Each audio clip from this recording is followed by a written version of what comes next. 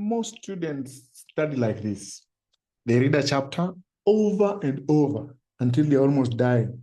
They highlight everything. They cram the night before. They copy notes without thinking. There's a study from Harvard said 60% of adults today from high schools and campuses cannot do critical thinking.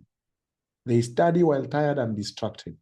How do you study smarter, remember more, perform better in exam?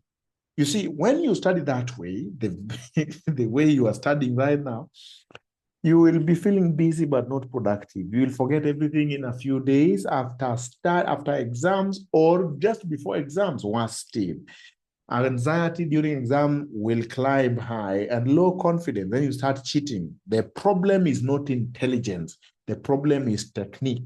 There are methods of study. Before that, let's complete what we need to do on the super practical memory techniques that I didn't share in the previous video. So if you didn't watch the previous video, you want to go back there and first of all, see all the other trailing discussions on memory, how to expand your memory. But there are 4 super practical memory tactics that is applicable to study, and that's why I brought them in this topic.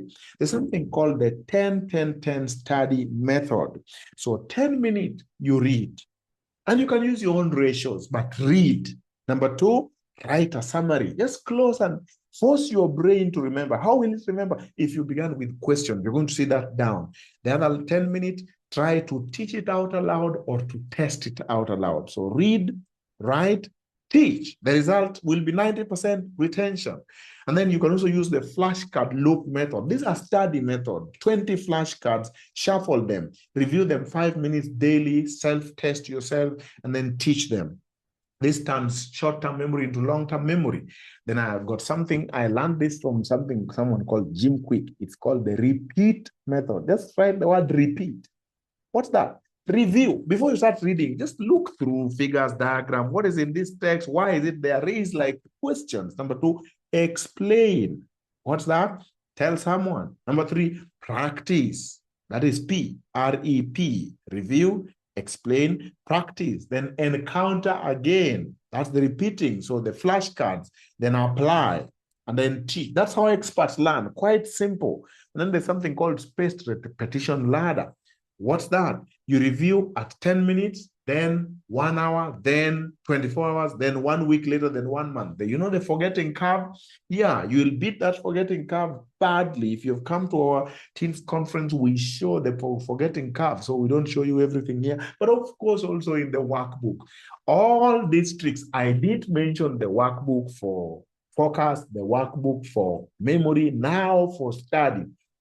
There are all these tools there that you can use, and just how your brain transfers information. The promise is you can become a learning machine. You can master and when you master your memory, you study less, but you remember more. You recall faster. You perform better. You gain confidence, and when you gain confidence, anxiety goes down, and you build also intelligence and sharpen your future. Soon, teachers will be like, that sharp boy. The Bible, will also be in your mind, because your Bible memory will also grow, because we agreed memory without memorizing the Bible is a hoax. Your thinking becomes clearer and your mind will feel new. So let's move on to the five systems of study now.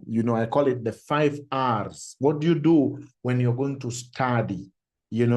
This merges a lot of things, and you can use that for both IGCSE and KCSE. In fact, before that, let me just pause here and tell you those systems are different. I know we're also having the CBC coming up, but for now, it has been found out that, if I should just take you through this, it has been found out that those of you who are doing IGCSE, let me see if I had that. There are better ways of dealing with IGCSE and KCSE. So there's reading smart. Stop reading passively, but read actively. What does that mean? Ask questions as you read. Summarize each paragraph.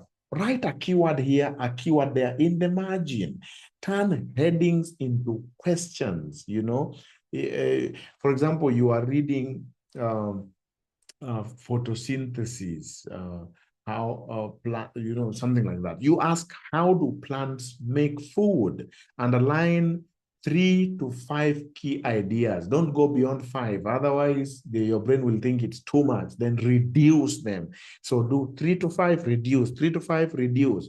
Then compress using Cornell's notes. I also show that in the teens conference. I think I'm also going to put as example of Cornell's note-taking system in the workbook. Mind mapping, I have an example in the workbook there. Keyword listing, diagrams, and flowchart. So you not only read smart, but you reduce what you have read, then recall. What's that? It's the secret of all top performance. You must recite, close the book and just teach someone and write from memory. When your brain knows that you are going to require to remember, it will remember. Then test yourself, do past papers. The brain grows through retrieval, not through rereading. Then review. What does that mean? 25 hours later, 24 hours later, 1 day later, and 1 week later, and just before exam. That's called spaced repetition. Memory is built through repetition. Then you can also rehearse under pressure, do timed papers, do timed essays, do timed MCQs. You know why? Exam pressure destroys students who never rehearse it. When you get used to exam pressure outside exam, you will be good. So how do you study for KCSE? I promise I'll tell you that. You master the content. You master it accurately. Your speed and pressure is important. Enjoy pressure, enjoy speed. Strong writing skills is required. Then past paper practice. What are the keys that you need to know? Do 10 years plus of past papers within the last 10 years. So don't ignore and then don't do too much behind also. Use marking schemes to understand the answers. Then practice 2 to 3 timed papers per week. If you're going to do exams, then do 2 to 3 papers. You time yourself. Then use short notes, use diagrams. Join a study group. I have a whole lesson on how to benefit from study group. For KCSE, practice, clarity, and discipline. What about IGCSE? If you're studying IGCSE, they focus on applied thinking and on interpretation. They reward understanding, not memorization. Graphs, diagrams, analysis, extended writing.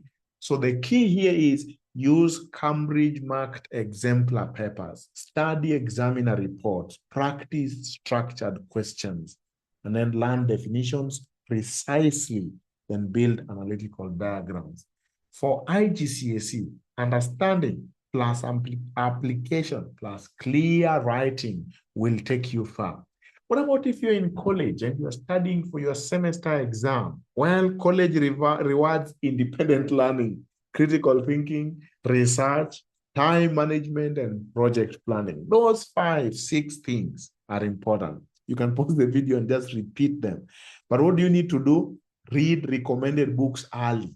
Attend all lectures. Can I say that again? Attend how many lectures? Then summarize daily. Use citations properly if you're writing a research paper, and prepare 2 to 3 weeks before exam, because sometimes college things can become so much. That's why in college, consistency and self-direction are key. With that, keep studying. The question is, how do you study? But Jesus one day asked someone, do you understand what you read?